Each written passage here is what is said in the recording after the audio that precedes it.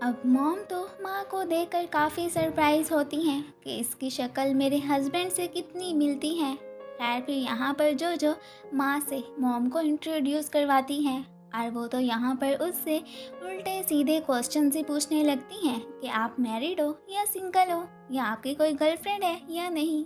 उनकी इन बातों से जो माँ के सामने काफ़ी एम्बैरेस फील करती है। दूसरी तरफ बाई ही टैंक के साथ खाना खाने आया होता है एंड यहाँ पर वो उसे यही एडवाइस करता है कि तुम जितना जल्दी हो सके जोजो से अपना लव कन्फेस कर लो। अब यहाँ पर टैंक इस बात से थोड़ा बहुत कंफ्यूज होता है कि पता नहीं वो मुझे लाइक करती है या नहीं, जो कि उसकी बहुत बड़ी ही कंफ्यूजन होती है। खैर यहाँ पर टैंक की असिस्टेंट हुई फिर से टपक पड़ती है। टैंक तो यहाँ पर उसे बाय ही से ये कहकर इंट्रोड्यूस करवाता है कि हमारे पेरेंट्स तो जस्ट फ्रेंड्स हैं और ये मेरी असिस्टेंट होने के साथ साथ एक नर्स भी है एंड मैं जस्ट इसे यंगर सिस्टर की तरह ही ट्रीट करता हूँ। ऑफिस में जोजो को पता चलता है कि उसके एक कॉलीग सॉन्ग ने रिज़ाइन कर दिया है, तो वो फिर उससे मिलने भी जाती है। एक्चुअली में सॉन्ग मैरिड थी, तो उसने अब वर्क को छोड़कर सिर्फ अपनी फैमिली और बच्चों पर ज़्यादा तवज्जो देना ही बेहतर समझा था। यहाँ पर जोजो तो उसे हग ही कर लेती है। एक्चुअली में सॉन्ग ने रिज़ाइन डिंग के भड़काने पर ही किया था और अब वो अपनी इस हरकत पर थोड़ा गिल्टी फील कर रही थी। यहाँ से जाते हुए उसकी टक्कर बाय ही से भी हो जाती है। उसे भी पता था कि सॉन्ग ने इसकी वजह से रिज़ाइन दिया है, बट वो इस बात पर उसे क्रिटिसाइज़ नहीं करता। उसे भी पता था कि ये अब काफ़ी गिल्टी फील ही कर रही है। डिंग चाहे जितनी भी बुरी थी, लेकिन उसके हार्ट में लोगों की इज्जत फिर भी थी। शिंग तो एक ऑनलाइन जॉब के चक्कर में फंस गया होता है और ख़ुद को इस केस में से निकालने के लिए उसे अब बहुत से पैसे की भी ज़रूरत होती है, जो कि फ़िलहाल उसके पास नहीं होते। और इस बात पर उसे मॉम से डांट भी पड़ जाती है। रात को टैंग जोजो को कॉल करता है एंड फिर यहीं पर ही हमें पता चलता है कि उस दिन टैंग ने फ़्लाइट से पहले जोजो के आने का बहुत वेट किया था, बट वही टाइम पे नहीं आई थी। वो उससे उस दिन यूँ लेट आने का रीज़न पूछता है, जो कि जोजो उसे बताने ही वाली होती है कि तभी उसके फ़ोन की बैटरी ख़त्म हो जाती है। आज उसकी फैमिली ने डैड के लॉयर से मिलने जाना था एंड यहाँ पर जोजो को पता चलता है कि जिस घर को वो इतने अरसे से अपना समझती आई थी, एक्चुअली में वो तो मॉम और शिंग के नाम है। इस बात से वो बहुत सैड होती है कि एक घर ही था जिसे मैं अपना समझती थी और वही मेरा नहीं है। तो वो फिर बाद में मॉम से एक्सक्यूज़ बनाकर वहाँ से चली जाती है। अब दिल का बोझ हल्का करने के लिए वो बाई ही को कॉल करती है, बट वो नहीं उठाता। फिर वो टैंक की प्लेस पर उसे मिलने भी जाती है, बट वो तो इस वक्त घर पर नहीं होता। सो वो फिर मैसेज करके डिंग को मिलने के लिए बुलवाती है। अब चाहे वो उसकी राइवल सही, लेकिन फिर भी वो इसके बुलाने पर आ जाती है एंड यहाँ पर वो उससे अपने दुख शेयर करती है और उसे इस सीक्रेट के बारे में भी बता देती है कि मैं अपनी स्टेप मॉम और स्टेप ब्रदर के साथ रहती हूँ। इस दफ़ा वो थोड़ा सा जेलस फील कर रही थी कि डैड उसे इम्पोर्टेंस देने की बजाय मॉम और शिंग को देते थे।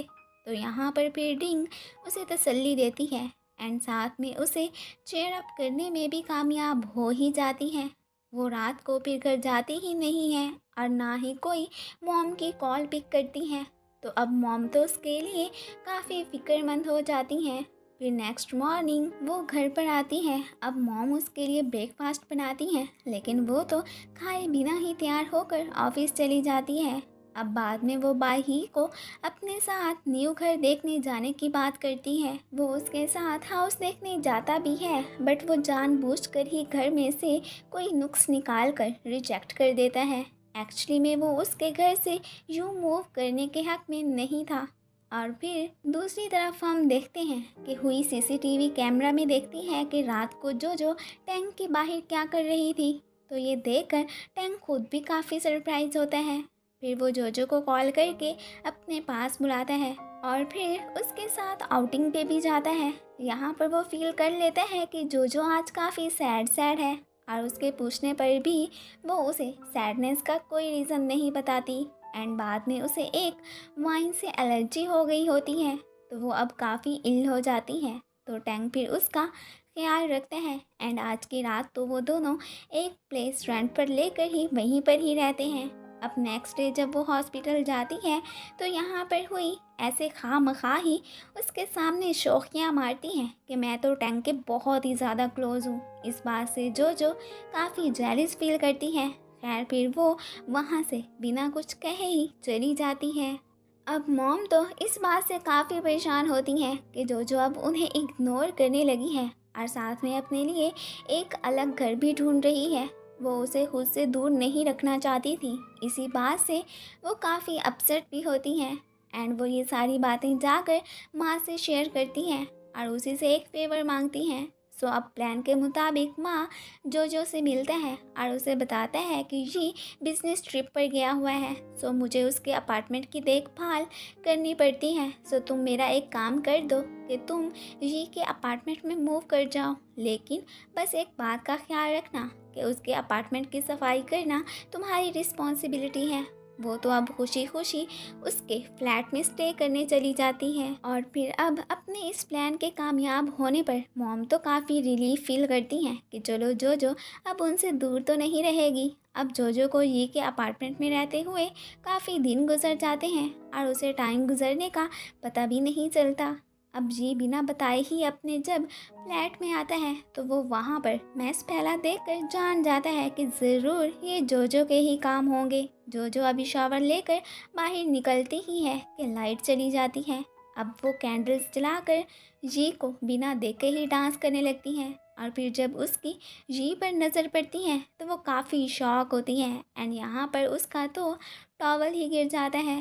फिर तो वो अपना सामान लेकर वहाँ से भागने की करती है। अब फिर उसके पीछे जी आता है क्योंकि उसे माँ ने बताया था कि ये मेरे कहने पर ही तुम्हारे फ्लैट में शिफ्ट हुई थी।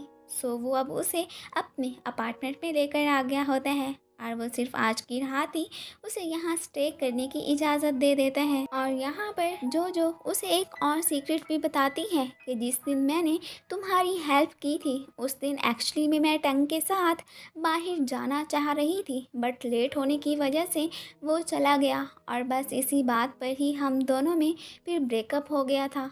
इस बात से ये तो फिर काफ़ी गिल्टी फील करता है कि इन दोनों में असल में ब्रेकअप मेरी वजह से हुआ था। खैर जो होना था वो तो हो गया।